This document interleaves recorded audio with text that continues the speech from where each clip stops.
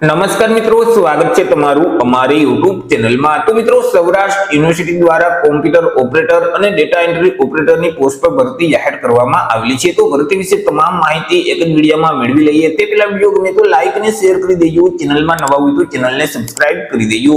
તો ચાલો મિત્રો, વિડીયોની શરૂઆત કરીએ।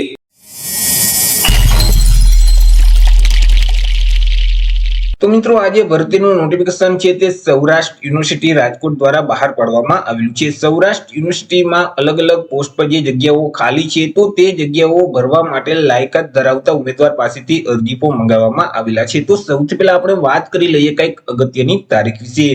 હવે મિત્રો, આજે ભરતી છે તેમાં જો તમારે અરજી કરવી હોય તો ઓનલાઈન અરજી ફોર્મ ભરવાનું રહેશે। ઓનલાઈન અરજી ફોર્મ છે તે આવતીકાલથી એટલે કે 22/12/2025 થી શરૂ કરવામાં આવશે। 22/12/2025 સવારના 11 વાગ્યાથી અરજી ફોર્મ છે તે શરૂ કરવામાં આવશે અને 11/1/2026 સુધી તમે ઓનલાઈન અરજી ફોર્મ છે તે ભરી શકશો। ઓનલાઈન અરજી ફોર્મ જે યુનિવર્સિટીની ઓફિશિયલ જે વેબસાઇટ છે saurashtrauniversity.ac.in તે વેબસાઇટ ઉપર જઈ અને તમારે 11/1/2026 સુધીમાં ઓનલાઈન અરજી કરવાની રહેશે। વાત કરી લઈએ એજ્યુકેશન ક્વોલિફિકેશન એટલે કે શૈક્ષણિક લાયકાત વિશે। તો અહીં મિત્રો, જે ડેટા એન્ટ્રી ઓપરેટરની જે પોસ્ટ છે જાહેરાત નંબર 22, તે સિવાય જાહેરાત ક્રમાંક નંબર જે 24 કોમ્પ્યુટર ઓપરેટરની જે પોસ્ટ છે તો આ બંને પોસ્ટ માટે એજ્યુકેશન ક્વોલિફિકેશન છે તે સેમ જ રાખવામાં આવેલું છે। ઉમેદવારોએ કોઈ પણ સરકાર માન્ય યુનિવર્સિટીમાંથી અહીં બીસીએ અથવા તો બીએસસી આઈટી અથવા તો કોમ્પ્યુટર આઈટીમાં બીઈ પાસ કરેલું જોઈએ અથવા તો કોમ્પ્યુટર આઈટીમાં બીટેકની ડિગ્રી છે તે પાસ કરેલ હોવી જોઈએ।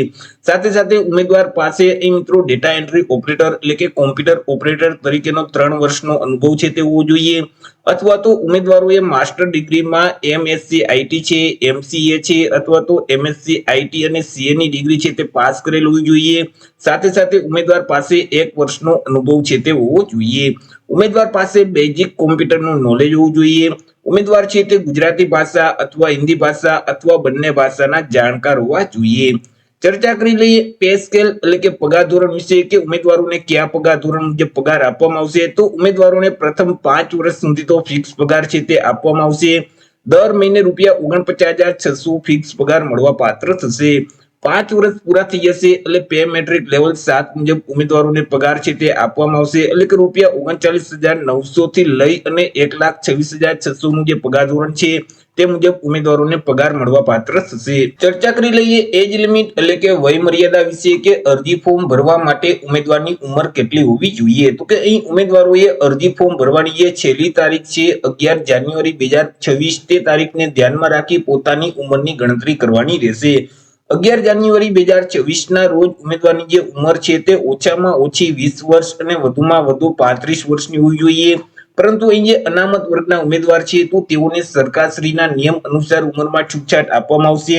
જેમ કે સામાન્ય વર્ગની જે મહિલા ઉમેદવાર છે તો તેઓને 5 વર્ષની ઉંમરમાં છૂટછાટ મળવા પાત્ર થશે। અનામત વર્ગના તમામ ઉમેદવારોને 5 વર્ષની ઉંમરમાં છૂટછાટ આપવામાં આવશે। દિવ્યાંગ ઉમેદવાર છે તો તેઓને 10 વર્ષની ઉંમરમાં છૂટછાટ આપવામાં આવશે।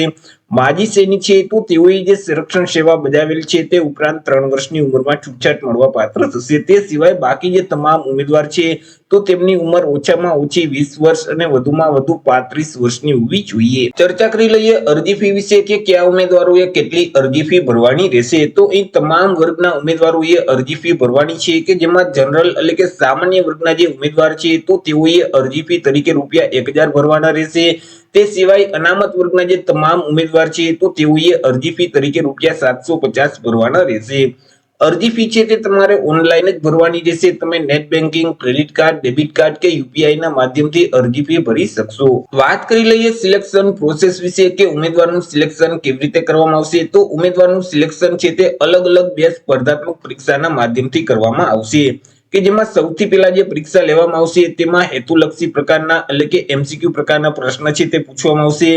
કુલ 100 એમસીક્યુ પ્રકારના પ્રશ્ન પૂછવામાં આવશે। એક પ્રશ્નનો 1 માર્ક એટલે 100 માર્કનું પેપર રહેશે અને પેપર લખવા માટે તમને 90 મિનિટનો સમયગાળો આપવામાં આવશે। આ જે પરીક્ષા છે તેમાં માઇનસ પદથી લાગુ પડશે। જો તમે પ્રશ્નનો જવાબ છે તે ખોટો ટીક કરશો તો તમે જે સાચો જવાબ આપેલ છે અને તમને 1 માર્ક મળેલ છે તેમાંથી 0.25 માર્ક માઇનસ કરી દેવામાં આવશે।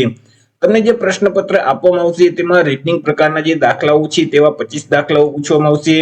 ક્વોન્ટિટેટિવ એપ્ટિટ્યુડ અને મેથેમેટિકલ એબિલિટી એટલે કે ગણિત સંબંધિત 25 દાખલાઓ પૂછવામાં આવશે, જેમના 25 માર્ક રહેશે. અંગ્રેજી ભાષા અને વ્યાકરણમાંથી 15 પ્રશ્ન પૂછવામાં આવશે કે જેમના 15 માર્ક રહેશે. ગુજરાતી ભાષા અને વ્યાકરણમાંથી પણ 15 પ્રશ્ન પૂછવામાં આવશે, તેમના પણ 15 માર્ક રહેશે. અને કોમ્પ્યુટર વિષયમાંથી કુલ 20 પ્રશ્ન પૂછવામાં આવશે કે જેમના 20 માર્ક રહેશે. આવી રીતે કુલ 100 MCQ પ્રકારના પ્રશ્ન પૂછવામાં આવશે. એક પ્રશ્નનો 1 માર્ક એટલે 100 માર્કનું પેપર રહેશે. પેપર લખવા માટે તમને 90 મિનિટનો સમયગાળો છે તે આપવામાં આવશે. ત્યાર પછી મિત્રો અહીં એક કામચલાઉ મેરિટ યાદી છે તે તૈયાર કરવામાં આવશે અને જગ્યાના 6 ગણા ઉમેદવારોને જે બીજી પરીક્ષા છે તેના માટે બોલાવવામાં આવશે. એ મિત્રો જે બીજી પરીક્ષા છે તે પણ હેતુલક્ષી પ્રકારની જ રહેશે, એટલે કે તેમાં પણ MCQ પ્રકારના જ પ્રશ્ન છે તે પૂછવામાં આવશે. કુલ 50 MCQ પ્રકારના પ્રશ્ન પૂછવામાં આવશે. એક પ્રશ્નનો 1 માર્ક એટલે 50 માર્કનું પેપર રહેશે. પેપર લખવા માટે તમને 45 મિનિટનો સમયગાળો છે તે આપવામાં આવશે. તમને જે મિત્રો પ્રશ્નપત્ર આપવામાં આવશે તેમાં કોમ્પ્યુટર અંગેની નિપુણતા સંબંધિત જે પ્રશ્ન છે તેવા 15 પ્રશ્ન પૂછવામાં આવશે, તેમના 15 માર્ક રહેશે. સામાન્ય જ્ઞાન અને વર્તમાન પ્રવાહ એટલે કે કરંટ અફેર સહિતના જે 15 પ્રશ્ન પૂછવામાં આવશે તેમના 15 માર્ક રહેશે. તે સિવાય જે તે જગ્યાને લગતું જે જ્ઞાન છે એટલે કે ડેટા એન્ટ્રી ઓપરેટર અને કોમ્પ્યુટર ઓપરેટર સહિતના જે પ્રશ્ન છે તેવા 20 પ્રશ્ન પૂછવામાં આવશે કે તેમના 20 માર્ક રહેશે. આવી રીતે કુલ 50 MCQ પ્રકારના પ્રશ્ન પૂછવામાં આવશે. 50 માર્કનું પેપર રહેશે. પેપર લખવા માટે 45 મિનિટનો સમયગાળો છે તે આપવામાં આવશે. આ જે બીજી પરીક્ષા લેવામાં આવશે તેમાં પણ માઇનસ પદ્ધતિ લાગુ પડશે. જો તમે પ્રશ્નનો જવાબ છે તે ખોટો ટીક કરશો તો તેવા સંજોગોમાં તમે જે પ્રશ્નનો સાચો જવાબ આપેલ છે અને તમને 1 માર્ક મળેલ છે તેમાંથી 0.25 માર્ક માઇનસ કરી દેવામાં આવશે. જગ્યાની વાત કરીએ તો બંને પોસ્ટ થઈ કુલ 3 જેટલી જગ્યા પર ભરતી જાહેર કરવામાં આવેલી છે કે જેમાં જે જાહેરાત ક્રમાંક નંબર જે 22 છે ડેટા એન્ટ્રી ઓપરેટર, તો તેમાં કુલ 2 જેટલી જગ્યા છે. આ જે 2 જગ્યા છે તેમાં એક જગ્યા અહીં SCBC એટલે કે સામાજિક અને શૈક્ષણિક રીતે પછાત વર્ગના ઉમેદવાર માટે છે, જ્યારે એક જગ્યા છે તે દિવ્યાંગ વ્યક્તિ માટે અનામત રહેશે. તે સિવાય જે કોમ્પ્યુટર ઓપરેટરની જે પોસ્ટ છે તેમાં એક જગ્યા છે અને તે પણ સામાન્ય વર્ગના ઉમેદવાર માટે રહેશે. આવી રીતે કુલ 3 જેટલી જગ્યા પર આ બંને પોસ્ટ થઈ ભરતી જાહેર કરવામાં આવેલી છે. તો આવી રીતે મિત્રો સૌરાષ્ટ્ર યુનિવર્સિટી દ્વારા ડેટા એન્ટ્રી ઓપરેટર અને કોમ્પ્યુટર ઓપરેટરની પોસ્ટ પર ભરતી જાહેર કરવામાં આવેલી છે. તો આશા રાખું છું વિડીયો પસંદ પડ્યો હશે. વિડીયો પસંદ પડ્યો તો લાઈક અને શેર કરી દેજો. ચેનલમાં નવા હોય તો ચેનલને સબસ્ક્રાઇબ કરી દેજો. ફરી મળીશું એક નવા ટોપિક સાથે એક નવા જ વિડીયોમાં. ત્યાં સુધી જય હિન્દ, વંદે માતરમ.